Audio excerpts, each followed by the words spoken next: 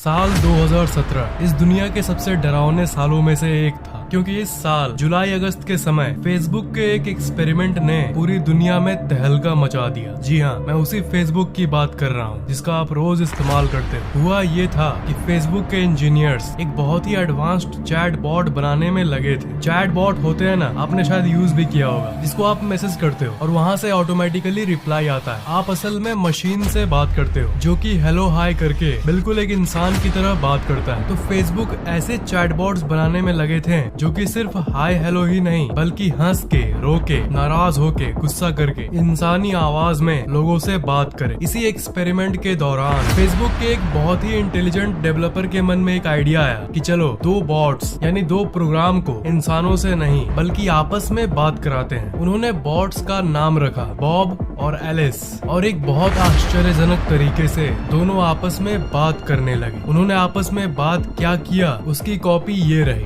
Bob, I can everything else. फिर Alice ने बोला, balls have zero to me dot dot dot. Bob, you I everything else.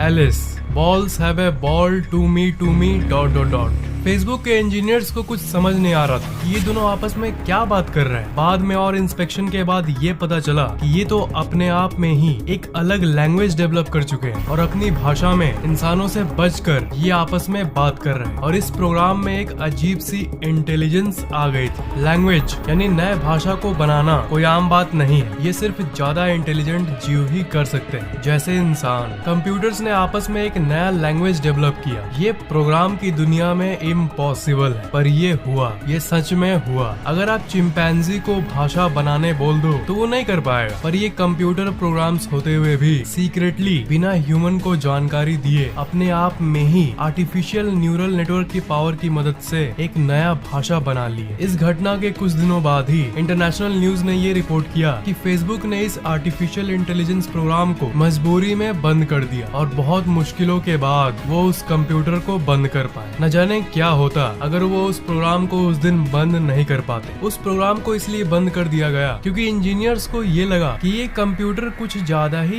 Coat and quote smart बन गए थे और वो कंट्रोल के बाहर जा रहे थे। कुछ भी हो, आर्टिफिशियल इंटेलिजेंस की दुनिया की ये सबसे डरावनी घटनाओं में से एक थी। क्या होगा अगर कंप्यूटर्स इंसान जैसे खुद सेल्फ अवेयर हो जाए और बातों को समझने लगे? और क्या होगा अगर आर्टिफिशियल इंटेलिजेंस इंसानों के समान इंटेलिजेंट नहीं बल्कि उससे ज्यादा स्मार्ट बन गए? तो क्या वो इस दुनिया पर राज कर सकेंगे? आर्टिफिशियल इंटेलिजेंस मतलब एक ऐसा कंप्यूटर प्रोग्राम जो खुद सोच सकता है और खुद ऐसे ऐसे काम कर सकता है जो इंसान भी नहीं कर पाते। और ये सब चीजें कोई बहुत दूर की फ्यूचर की बात नहीं है, ये सब आ चुका है। आज के समय में भी ये हो रहा है। ज्यादातर लोगों को पता ही नहीं है और उस गति का अंदाजा भी नहीं है जिस गति से ये आर्टिफिशियल इंटेलिजेंस हमारी दुनिया में डेवलप हो रही है। शायद आपको पता ना हो, पर आप इस आर्टिफिशियल इंटेलिजेंस को हर समय इस्तेमाल करते हो, हर समय। एलेक्सा, एप्पल की सीरी, गूगल असिस्टेंट, ये सब और कुछ नहीं, ये आर्टिफिशियल इंटेलिजेंस ही है। आपको पता भी नहीं चलता कि ये आपकी जिंदगी को किस तरह कंट्रोल कर रहा है। आप ऑनलाइन कुछ खरीदते हो, मान लो आपने कोई कैमरा खरीदा, तो उसी तरह के हजारों कैमरा और उससे रिलेटेड प्रोडक्ट्स को आपको वो वेबसाइट दिखाता है। आप क्या खरीदते हो, इसे उस वेबसाइट की आर्टिफिशियल इंटेलिजेंस ट्रैक करती है और वो आपके सामने ऐसी प्रोडक्ट्स ला देती है जिसे आप कभी खरीदने का सोचे होंगे। इस चीज को मशीन लर्निंग कहते हैं। हालांकि ऐसी टाइप की कंप्यूटरी दिमाग हमारे बहुत काम आती है, पर यहाँ हम उसकी बात नहीं कर रहे। हम ज्यादा खतरनाक वाले आर्टिफिशियल इंटेलिजेंस की बात कर रहे हैं। एक लॉ है जिसे मोर्स लॉ कहते हैं। ये लॉ ये कहता है कि हर 1 से 2 साल में दुनिया में जितने भी ट्रांजिस्टर्स लगे होते हैं कंप्यूटर पार्ट्स में, वो डबल हो जाएगी। जब से पहला कंप्यूटर बना तब से लेकर आज तक ये लॉ सच्ची हुई है। वैसी तबाही मचाने वाली आर्टिफिशियल इंटेलिजेंस अभी तक तो हमारे बीच में नहीं है, पर जितने विचारक हैं उनका ये मानना है कि ये कभी भी अगले 50 सालों के अंदर हमारे दुनिया में आ सकती है। कई विचारक तो ये भी कहते हैं कि महज अगले 10 से 20 साल के अंदर भी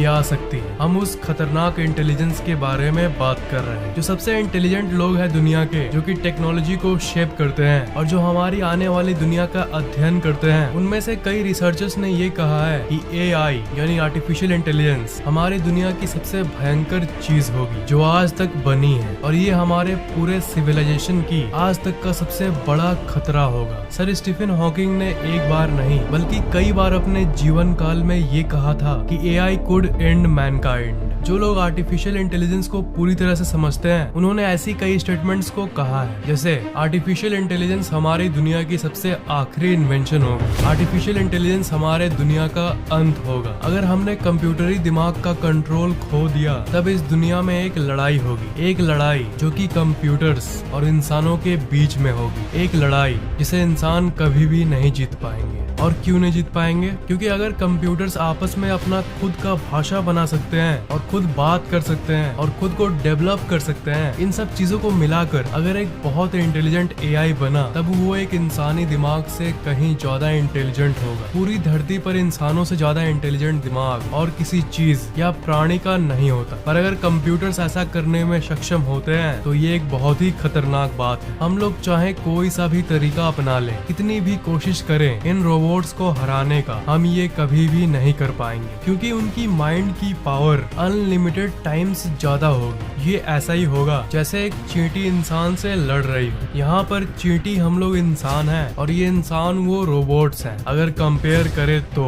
आपको ये फैक्ट तो पता ही होगा कि जितने जीव और प्राणी इस दुनिया में रहते हैं उन सब में से सबसे सुपीरियर हम इंसान ही हैं, इंटेलिजेंस के मामले में भी और बाकी चीजों के मामले में भी। और इसलिए इंसान सालों से धरती पर राज करते आ रहे हैं। पर आज आपको एक फैक्ट बता दूं कि इंसान और एप को अगर हम लोग कंपेयर करें तो आपको ये जान के हैरानी होगी कि एप्स असल में इंसान के बहुत करीब है। अगर बुद्धि के मामले में बात करें तो अगर एप की इंटेलिजेंस 55 है तो इंसान की 60 है, मतलब दोनों में थोड़ा सा ही फर्क है, पर वो छोटा सा गैप ही बहुत कुछ बदल देता है। हम लोग इतने सुपीरियर बन चुके हैं कि हम लोग इतनी ऊंची ऊंची इमारतें खड़ा कर सकते हैं, कोई सा भी औजार बना सकते हैं, आपस में बात कर सकते हैं, और दूसरी तरफ बंदर और एप्स इंटेलिजेंट होते हुए भी ये सब नहीं कर सकते। अगर हम लोग इस धरती पर रहने वाली सारी जीवित प्राणियों की बुद्धि को मापे तो सबसे कम 1 पॉइंट मिलेगा चूहा को, डॉल्फिन्स को मिलेगा 4, चिंपैंजीज को मिलेगा 7 और इंसान जिनकी बुद्धि चिंपैंजी के थोड़े ही करीब है उन्हें मिलेगा 9।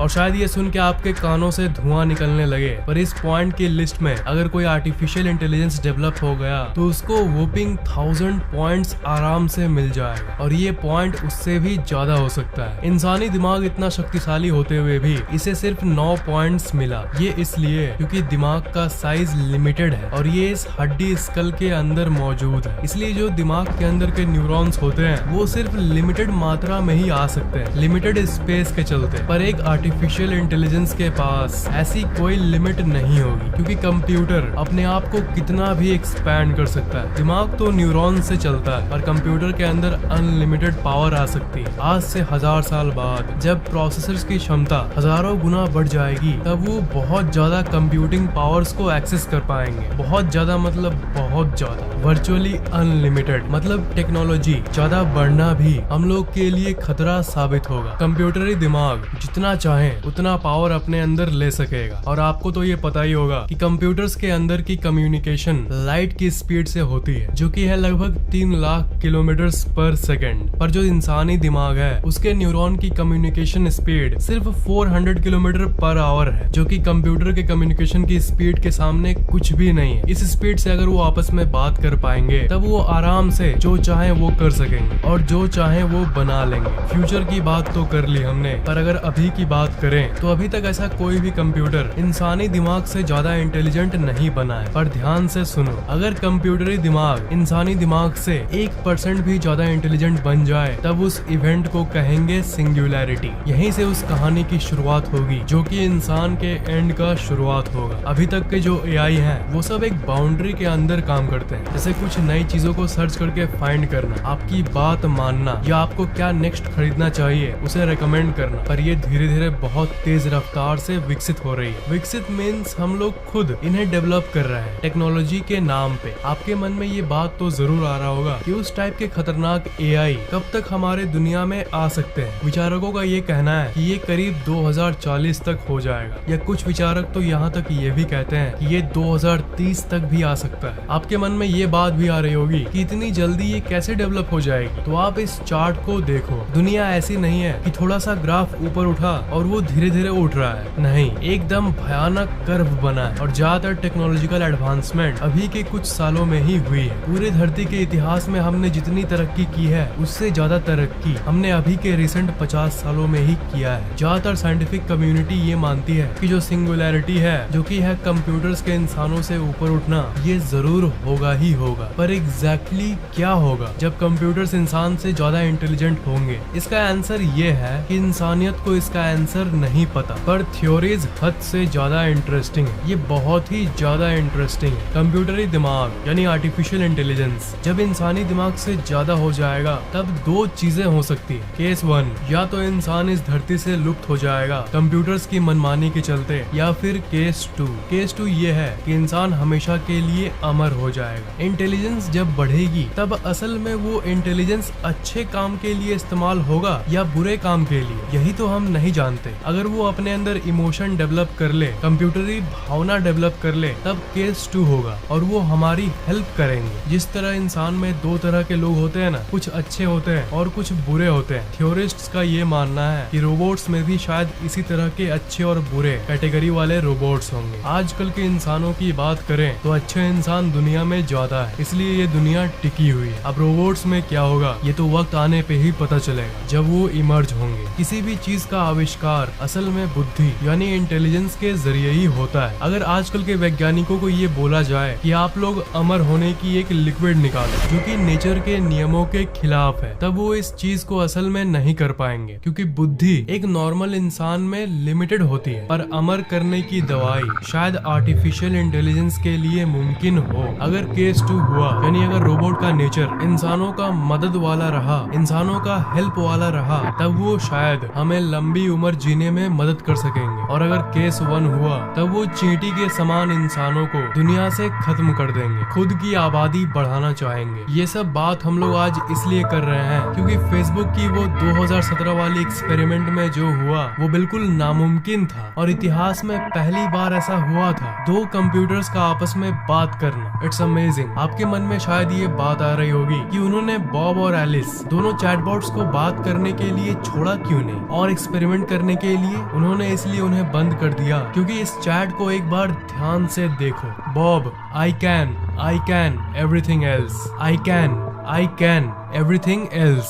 शायद इसका मतलब ये हुआ कि आई कैन डू एवरीथिंग, यानी मैं कुछ भी कर सकता हूँ। यू आई एवरीथिंग एल्स, यानी इसका शायद मतलब ये हुआ कि हम लोग दोनों मिलकर कुछ भी कर सकते हैं। हो सकता है इसका मतलब ये ना हो, पर इस तरह की कॉन्वर्सेशन से हमें थोड़ा सा हिंट मिल जाता है कि ये आपस में क्या बात कर रहे थे। ऑफ कोर्स ये लैंग्वेज इंग्लिश नहीं थी, पर प्रोग्रामिंग लैंग्वेज में इंग्लिश लेटर्स होती है और इस चैट में यू आई ऐसे इंग्लिश वर्ड्स का प्रयोग किया गया था। इसलिए इस चैट में और इन आर्टिफिशियल इंटेलिजेंस में एक लिविंग बीइंग की तरह कुछ तो हुआ था, और इसके लिए थैंकफुल होना चाहिए कि उन्होंने इस प्रोग्राम को बंद कर दिया। नहीं तो शायद ऐसा भी हो सकता था कि वो अपने आप को और विकसित करने की, कि वो अपने आप को और डेवलप करने की नए नए तरीके ढूंढ लेते। आपको ये वीडियो कैसा लगा नीचे कमेंट जरूर करना, लाइक और शेयर करना, और अगर आपने अभी तक सब्सक्राइब नहीं किया है तो सब्सक्राइब जरूर कर लेना।